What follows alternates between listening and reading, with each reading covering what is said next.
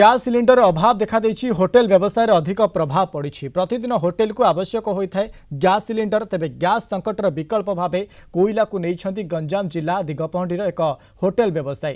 केवल गैस उपर निर्भर करी रहिले होटेल बंद हेबो एवं काम करुथुबा कर्मचारी मध्य जीविका हराइबे। कोईलारे रोषेई करिबा फଳରେ आउ गैस उपर निर्भर करिबा को पड़िबो नाही बोली कहिसंती होटेल व्यवसायी कर्मचारी। एने अधिक आलोचना करिसंती आम सीनियर रिपोर्टर रविंद्रनाथ डाकुआ।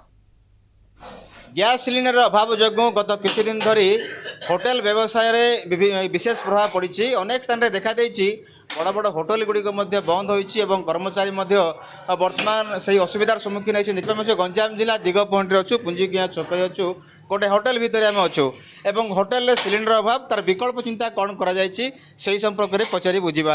आज्ञा कौन कह आप कलिंग टीवी को स्वागत जनाऊँ। वर्तमान आम देखुचु किसी नुआ किसी चूल्हा कौन कर गैस सिलिंडर अभाव जो आम कोईला तुली आगे रेडी कर विकल्प कलु लोक हारास कहीं कोईला तुली विकल्प काठ तो ना जंगल में गैस बहुत रेट 1500-1800 गला सी आम कोईला बाटी रेडी कलु कोईला बाटी रेडी कर लोक रेगुलर चलती होटेल होटेल बंद हमार प्रश्न उठुनी कोईला